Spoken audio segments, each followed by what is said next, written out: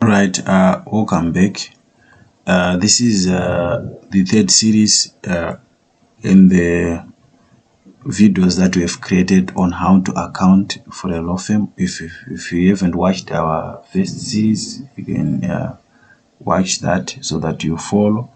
Right, in this video, we're going to look at setting up the mount currency. You'd find in the first series and second series, we talked about how to activate the mount currency. In Zimbabwe, at the moment, we are operating in the mount currency regime, and you need to know how to use mount currency on QuickBooks for your law firm. But for you to follow, you should have watched series 1 or part 1 and part 2 of these videos. Right, if you would like to receive more of these videos, kindly subscribe to our channel, YouTube channel.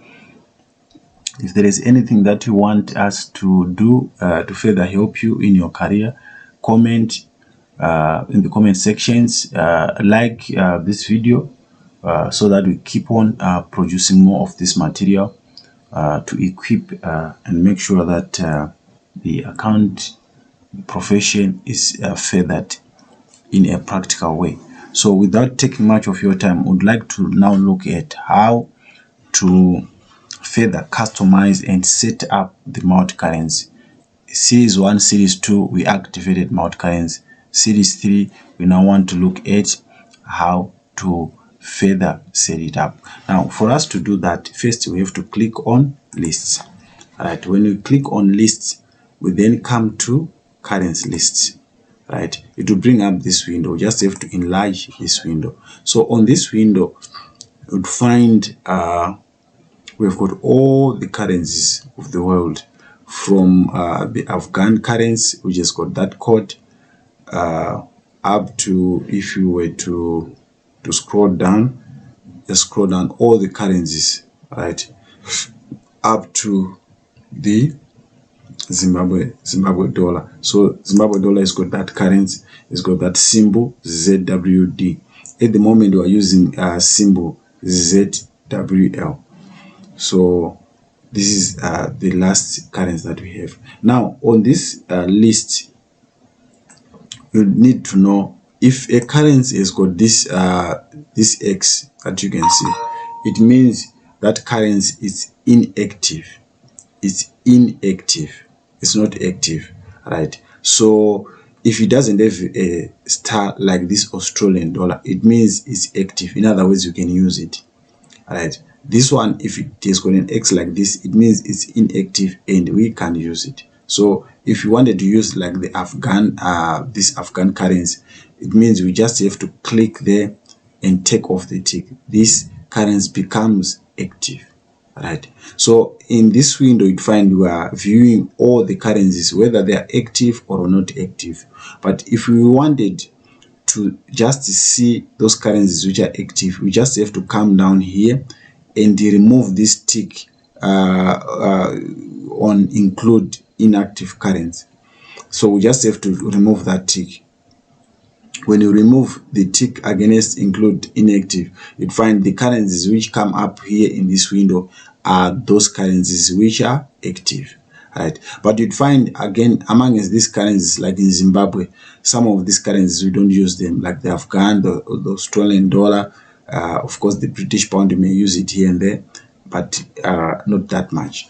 Mostly we're using the South African rand, the Zimbabwe dollar, and the US dollar and the Zimbabwe dollar. So what do we have to do? We now have to make these other currencies inactive. So how do we do that?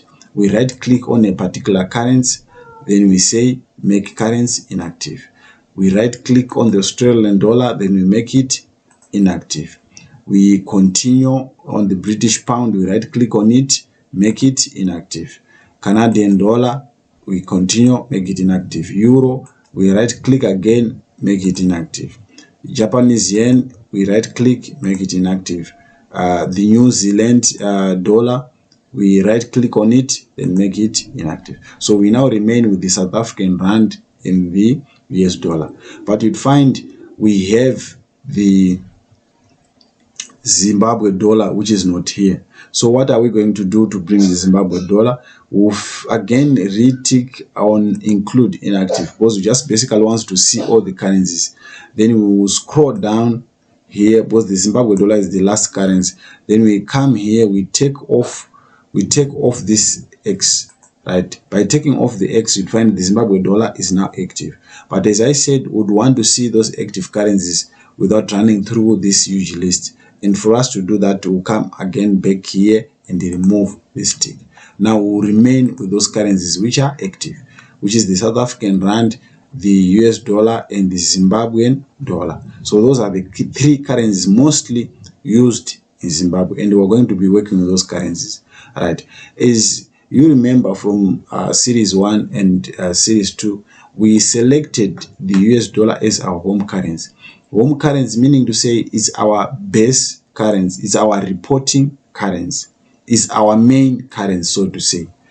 Zimbabwe dollar in this case becomes a foreign currency. The South African rand in this case becomes a foreign currency. So you need to know that. So once we have done that, we now have to set up the exchange rates, right? The US dollar as the home currency or the main currency means that the exchange rate of the US dollar will be 1 US dollar is equals to 1 US dollar. It will be 1 US dollar is equals to 1 US dollar, right? But now against the South African rand, 1 US dollar will be equivalent to that, to what? This is now what we have to set. Once we set that, you will see later on when you start capturing transactions for our law firm, we'll be assigning certain currencies to customers and suppliers, and the exchange rate will be working. The system automatically will be calculating the exchange gain and the exchange loss. But depending with how we set it up here, if we set it up properly, it will calculate properly. If you set it up wrongly, it will also calculate wrongly. Now, let's start with the South African rand. So for us to set up this exchange rate, we just have to double click on the South African rand. Right. When you do that, it will open up this window. You'd find it up here.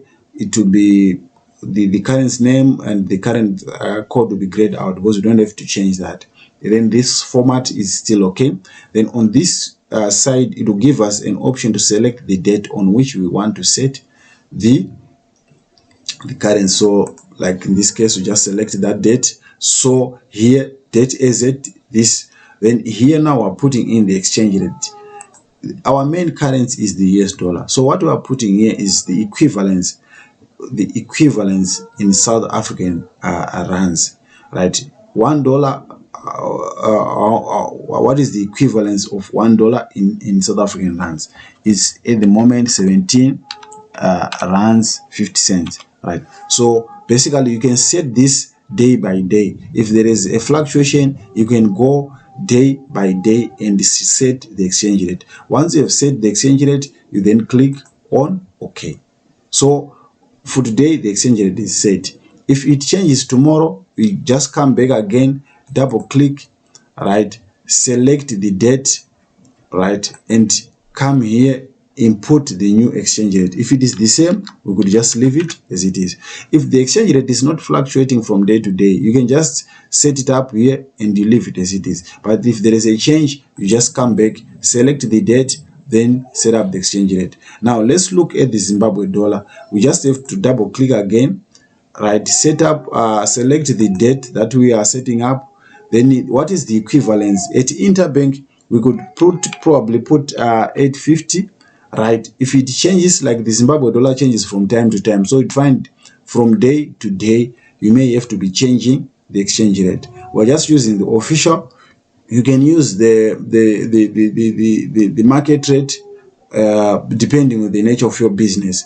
You have to properly set up the exchange rate. Once you have set it up, it means when you start processing customer transactions, you'll be having accurate transactions. So basically, that's how you set it up. Thank you for watching. We'll see you in the next video. Thank you.